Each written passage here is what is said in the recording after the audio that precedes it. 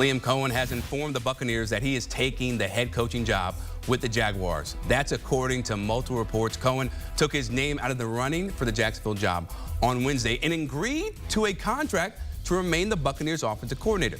Shortly thereafter, the Jaguars parted ways with general manager Trent Baalke. Jacksonville and Coen reconnected then on Thursday, and now the Jags have the replacement for Doug Peterson.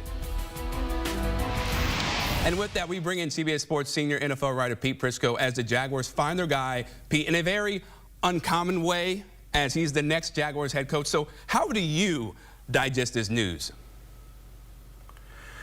Well, look, Liam Coen was one of their main targets, and there's no question about it. They wanted to make a strong run at him, and they did. And Liam Coen said no for a couple of reasons. A, didn't feel comfortable with the setup of the organization. B, the money wasn't exactly what was the going rate around the National Football League from what I was told initially.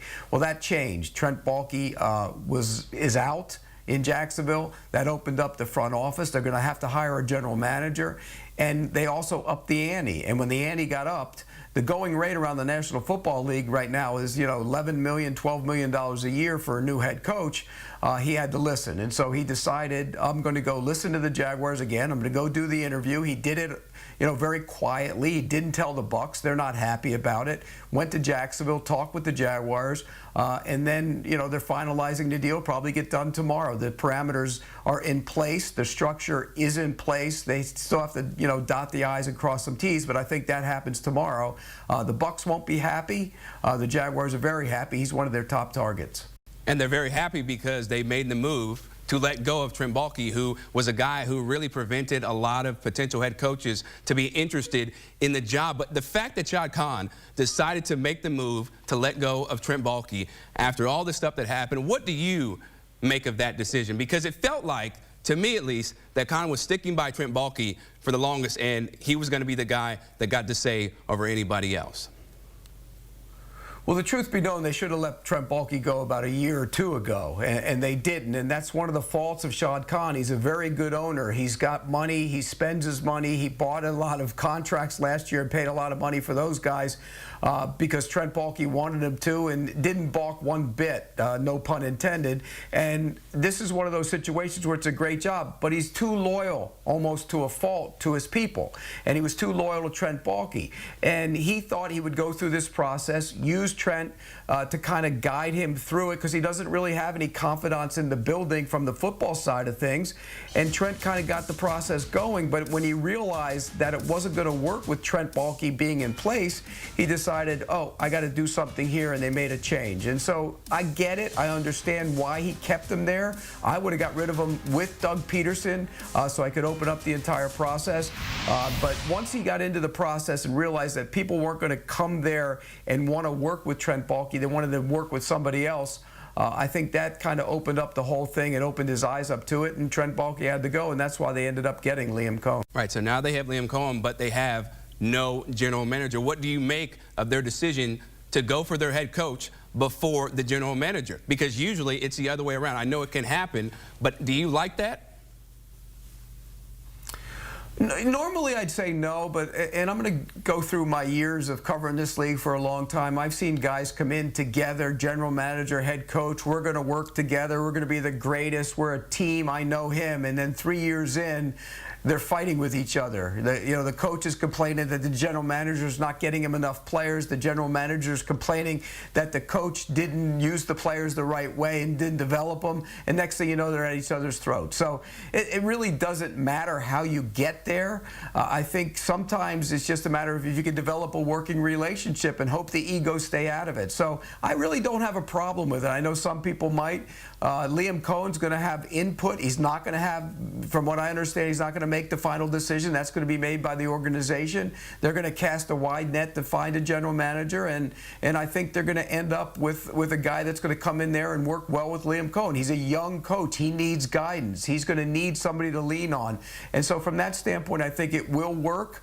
But you just have to hire the right guy and hope that the egos don't get in the way like they do in so many other organizations. Yeah, that's the problem. A lot of times that ego will be the end of a lot of great franchises or dynasties, if you will. Now, when it comes to, you talk about working relationships, how do you think Liam Coen is going to work with Trevor Lawrence, because right now, Trevor is their franchise QB, and there's a lot riding on this young man.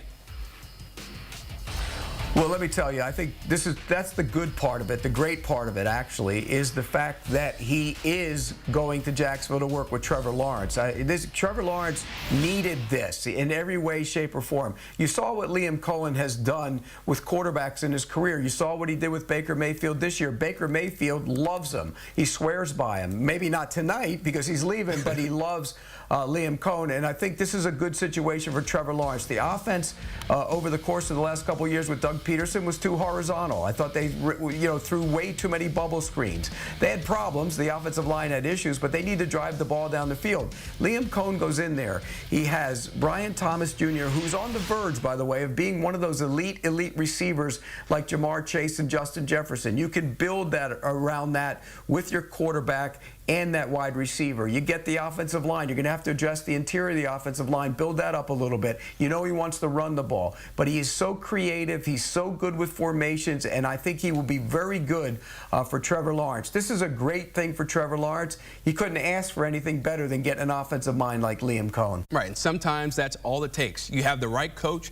who believes in you, they see your potential, and then you go to places you didn't even know were possible. Now, you talked about Baker Mayfield and how well he did with Liam Coen. Now that he's gone, Liam that is, how do you think that's going to affect Baker? Or do you feel like it really doesn't matter because Baker's at a point in his career where he's going to cook regardless of the OC, to some degree at least? Well, anytime you lose a play caller and a play designer of somebody like Liam Coen, because that offense, as good as Dave Canales did with it, Liam Coen took it to another level, and it was different. They ran the ball. They had different concepts. He was much more flexible. He allowed Baker Mayfield to handle things at the line of scrimmage a little bit more than Dave Canales did the year before. So he did take it to another level. But there are guys on the staff. They like some of those guys. They're going to get consideration.